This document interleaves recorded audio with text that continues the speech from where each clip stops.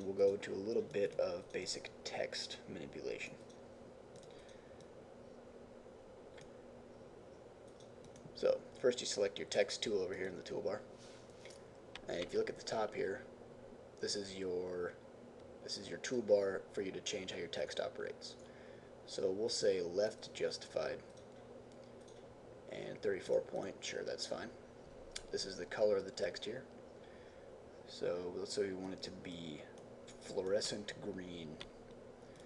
So we click here and we'll write out our text. Okay. So you'll notice that this automatically puts the text on a second layer by itself. So if we click the move tool, we can drag it around, we can do whatever. But let's say we want to go back and edit the text. All we have to do is select the T. Now if you look around here, the cursor has a little box around it. As soon as I go over the text, the box disappears. That means I can edit the text. So I can click where I want, and I can hit whatever I like, put the text where I want it, and once again I can move it. So now I think I want the top word to be aligned central above the bottom. So I can select my text tool, and I have the layer selected, and I can just click the center. So now they're centered. Some other things you can do with text, just like how we did with the antler shape. If you go to the edit menu, you can transform it, or you can do a free transform. If you do a free transform, this brings up a box around the text, and you can do this with other shapes as well. I can hold shift, click the corner and drag it, and it will maintain its proportion as I resize it, or I can just click by itself without holding shift, and I can shape it however I like. I can also, if I mouse over the edges here, the cursor becomes a curved arrow, and you can rotate it however you like. Now what if I want less space in between my text? Here I have my window that allows me to manipulate further how the text operates. This is my character window. So if I look here, there's a little tool that allows me to change the space between the text. Right now it's set to automatically adjust it. So I want to reduce it down to maybe 24. Oh, that's too much. 36, 72. Alright, so that's a little closer together.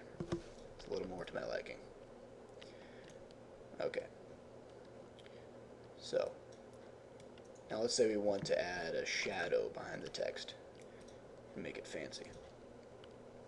If we go to the layer, and again you can do this with any type of layer, we right click on it, click on blending options, and this brings up a very nice little utility that we can use to add all kinds of effects.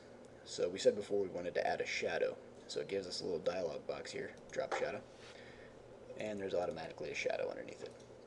Now I can click on this and I can adjust the shadow. I can make it more opaque, or I can make it transparent by dragging the opacity slider. So I can make it really sharp and dark. I can even change the color of the shadow by clicking right here. So let's say I want to change it to dark green. Now I might at some point want to put some kind of outline around my text. That's what the stroke effect is for. So I can click on stroke, and of course this is very hard on the eyes. So I can change the color of the stroke, maybe to black.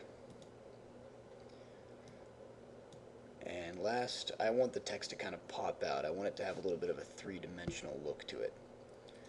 So I can apply the bevel and emboss effect, and that kind of gives it a little bit of a 3D look. Now if I click on that, I can of course adjust that as much as I like. Maybe take the size of it down to 3. I can increase the depth of it so it looks sharper. And everything works pretty intuitively on these nice little sliders, and you can just mess around with them as you like. And if you accidentally do something you don't like, you can just hit cancel. So hit OK. I know we've got some nice text here that we can do something crazy with. So that's kind of the basics of how Photoshop works, with some layers and a little bit of blending options of the layers. And I'll probably be doing another screencast later on about a little more advanced things that you can do with Photoshop. So hopefully this was helpful. And once again, this was Seth from MindForge Technologies.